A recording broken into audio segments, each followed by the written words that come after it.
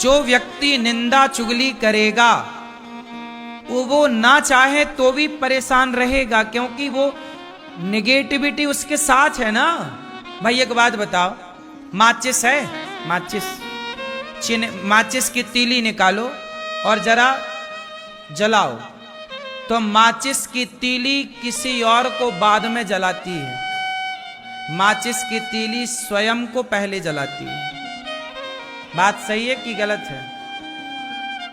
माचिस की तीली भैया किसी और को दिया बाद में जलाएगी, चूल्हे को बाद में जलाएगी, लेकिन वो तीली पहले स्वयं को जलाएगी। बोलो हाँ कि ना? यही है।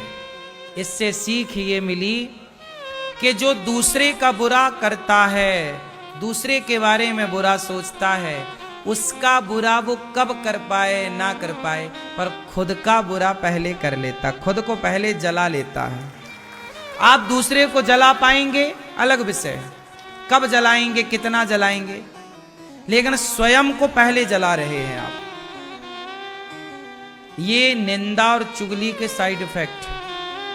आपके घर में डर लगता है आपको, कई बार आपका घर ऐसा है जैसे खाने दौड़ रहा है आपको, आपके घर में नेगेटिविटी ज्यादा है, घर में रहने का आपको मन नहीं करता, क्योंकि घर का वातावरण आपने ऐसा बना रखा है। इसलिए मैं आप सबसे कहूं, अपने घर को ही मंदिर बनाइए। अपने घर को क्या बनाइए? मंदिर। कैसे बनेगा? पॉजिटिविटी से। कोई गलत बात ना करिए, ना गलत बात करने वालों को घर में कोई आए तो उसका स्वागत सत्कार ऐसे करिए जैसे भगवान का सत्कार हो रहा है। किस घर में भगवान होते हैं मैया? किस घर में भगवान होते हैं?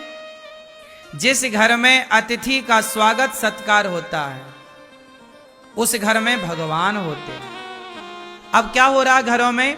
आज 90% घरों में, खासकर स्त्रियां, माताएं, यदि 4 लोग आपके घर में आ गए तो कुछ माताएं, सब नहीं, कुछ स्त्रियां तो बड़ी प्रसन्न होती हैं। अरे हमारे द्वार अतिथि आए, रिश्तेदार है, आओ भैया आओ, क्या लेंगे? चाय लेंगे, कॉफी लेंगे, आओ आओ बैठो। अंदर से प्रसन्नता है कुछ स्त्रियों को कि मेरे घर मेहमान आए, मेरे घर अतिथि आए, मेरे घर साधु आए, मेरे घर ब्राह्मण आए, मेरे घर कन्या आई। कुछ लोग भीतर से खुश हो जाती हैं महिलाएं और पुरुष, अरे मेरे घर तो अतिथि आए, आओ क्या खाएंगे? ये खाओ, ये खाओ, ये खाओ, तुम्हारे लिए ये बनाएंगे, ये खाओ पियो। और कुछ लोग कैसे होते हैं, किसी के घर मेहमान आ गए तो उनका सिर चढ़ जाता है, अरे कहाँ आ गए, बनाना पड़ेगा खाना। मेहमानों को देख करके जिन स्त्रियों का सिर चढ़ता है, वो घर ही नरक की श्रेणी में चला जाता है, अपने आप नरक की लिस्ट में चला गया। उस घर में भगवान कभी नहीं आते। जिस घर अतिथि जिस घर में नहीं आए, अतिथि का सम्मान जिस घर में नहीं हो, उस घर में भला भगवान का क्या काम है? इसलिए कहते हैं अतिथि देवो। जिस घर में मां प्रसन्न है, जिस घर में मां खुश, पिता खुश, अतिथि खुश, वहां भगवान भी चलकर जाते हैं।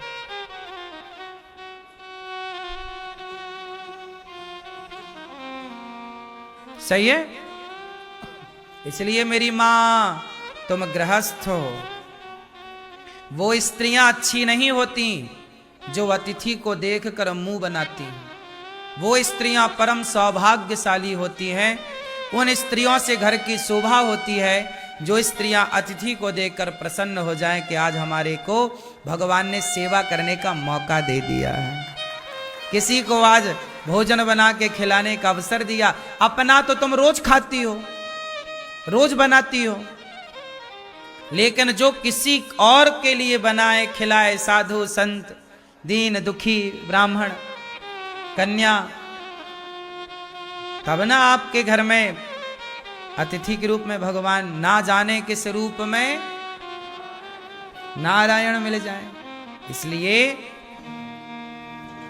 स्त्रियों को कैसा होना चाहिए? इसलिए मैंने आपको कथा सुनाई कई बार कि माता यशोदा पिछले जन्म में धरा थी। माता यशोदा पिछले जन्म में कौन थी? क्या नाम था उनका? धरा। माता यशोदा पिछले जन्म में धरा थी और वो संतों की सेवा ही करती थी। कोई आए द्वार पर तो खिलाती, और काम क्या करती? जंगल की लकड़ियां काटती।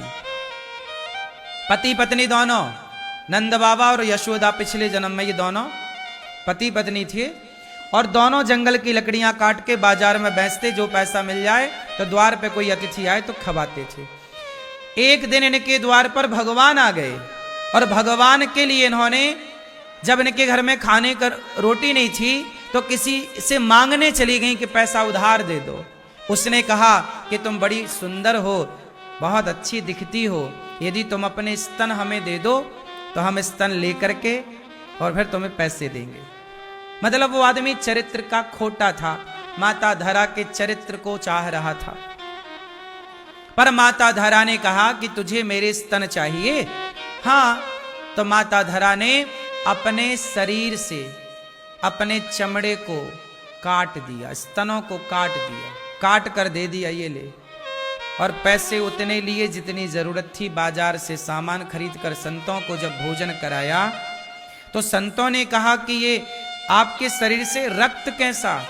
माता धरा ने कहा कि आप अतिथि हैं और आपके लिए भोजन था नहीं, मैं पैसे उधार मांगने गई तो उसने उधार दिया नहीं, कहा कि पहले अपने स्तन दो, तो मैंने अपने स्तन उसे दे दिए। चमड़ा ही तो चाह रहा था, तो मैंने चाकू से काट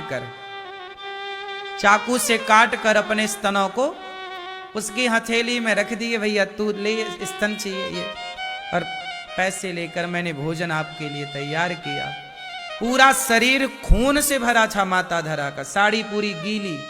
अब सोचिए इतना घाव हो जाए तो कितना दर्द, जिसके पूरे स्तन काट दिए जाएं चाकू से, उस स्त्री को कितना दर्द होगा। तुम्हें जरा दूध पीने में बच्चा जरा दांत गड़ा दे तो तुम चिल्ला जाती हो कि कितना जोर से बच्चे ने काट दिया। चीख लेती है स्त्री। बच्चे यदि काट दे मां के स्तन को, और चाकू से ही काट दिया, और धरा मां ने अपने हाथ से, कितना दर्द होगा। पर वो सारा दर्द किसके लिए सहा? कि अतिथि भूखा ना जाए। जब यह निष्ठा अतिथि के लिए होती है तब उस अतिथि के रूप से भगवान प्रकट हो गए। माता, मैं तुम्हारी परीक्षा लेने आया था। उस समय आया जब आपके घर में अन्न का एक दाना नहीं था। आपका मैं बहता हुआ लहू देख रहा हूं, खून देख रहा हूं। अगले जन्म में मैं आपका दूध पीकर आपका ऋण चुकाने आऊंगा। वही धरा यशोदा बनी और जगत के पालनहार परमात्मा को माता धरा की संत सेवा का ऋण चुकाने के लिए कृष्ण बनकर उनकी गोद में लेटकर माता का दूध पीना पड़ा। पैदा हुए देवकी से प्रकट भय प्रकट कृपाला तमद्भुतम बालक मम्बुजे क्षणम चतुर्भुजम शंख गदायुधायुधम। प्रकट भय देवकी से, पर दूध किसका पिया? देवकी माता का दूध नहीं पिया श्री कृष्ण ने। क्यों? पी लेते ना थोड़ा सा?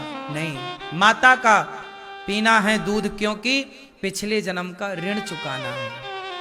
ये देखो, मेरा भगवान भी उनका ऋणी हो जाता है जिनके द्वार से कोई भूखा नहीं जाता। मैंने इन बातों को केवल कहा नहीं, पढ़ा नहीं, जीवन में इसलिए उतारा कि गौरी गोपाल में देखो कोई भूखा नहीं जाता, पता नहीं किस रूप में ईश्वर आए, भोग लगाए। इसलिए गौरी गोपाल में अतिथि की सेवा हो रही है, और हमारे अतिथि आप हैं, और अतिथि हैं भगवान। आप ही हमारे लिए भगवान हैं, कोई और भगवान क्या होगा साहब? आप सब ही भगवान हैं। आप ही प्रसन्न हैं तो सब प्रसन्न हैं। क्यों जी, बात सही है? इसलिए गौरी गोपाल में अतिथियों को भरपेट भोजन मिल रहा है कि नहीं? बोलो हाँ या ना। कोई जात नहीं देखी जा रही है, कोई रूप रंग धर्म मजहब पंथ नहीं देखा जा रहा है, सबको पेट भर रोटी परोसी जा रही है। क्यों जी, बात सही है? सबके साथ गौरी गोपाल में एक सा व्यवहार है। आप रसोई में जाइए, सबको एक साथ भोजन में लाइन में लगकर सबको एक साथ भोजन मिल रहा है। बात सही है कि गलत है? ये सब संभव है। आप भी गृहस्थ हैं, हम भी गृहस्थ हैं, सब कुछ संभव है। हमने अपने आसपास निंदा चुगली को भटकने नहीं दिया। हम भी तो निंदा करें, चुगली करें तुम्हारी तरह बैठे बैठे? टाइम ही नहीं है सब करने का। टाइम है तो पढ़ने लग जाते हैं, सत्संग करेंगे, अच्छी बातें करें। हम क्यों किसी के बारे में गलत बात करें? होंगे आप में लाख दोष, होंगे आप में लाख अवगुण, पर मैं क्यों देखूं? आपके पड़ोसी में 1 लाख अवगुण होंगे, आप देख भी लोगे तो पाओगे क्या? अवगुण देखने ही हैं, दोष देखने ही हैं, तो औरों के नहीं, खुद के दोषों को देखिए और अपने दोषों को देखकर अपने को बेहतर कीजिए। बुरा जो देखन मैं चला, बुरा ना मिलिया कोई, जो दिल खोजा आपुना, हमसे बुरा ना। मैया सुन रही हो मेरी मां? इसलिए कहता हूं, ध्रुव जी अपने पिता के, अपनी सौतेली मां के अपमान से परेशान ना होकर गुरु वचनों पर चलकर प्रभु को पाया, अपने जीवन को बैकुंठ बना लिया ध्रुव जी ने। इसलिए भगवान ने बैकुंठ खाली कर दिया ध्रुव के लिए। आपको बताऊं, ध्रुव जी किस लोक में रहते हैं? बोलो, ध्रुव जी कहां रहते हैं? ध्रुव लोक में। जैसे ब्रह्म लोक है, मृत्यु लोक है, स्वर्ग लोक है, ऐसे ध्रुव जी जहां रहते हैं उस लोक का नाम है ध्रुव लोक। ध्रुव लोक, ध्रुव जी के पहले वह लोक बैकुंठ था। पहले भगवान नारायण वहीं रहते थे, पर भगवान नारायण ने अपने लिए बैकुंठ अलग बनाया और अपना घर ध्रुव जी को दे दिया। देखो, ये भक्ति की ताकत है, ये प्रेम की ताकत है। ध्रुव लोक जो है वह बैकुंठ ही था और है। पहले भगवान श्रीमन नारायण वहीं रहते थे।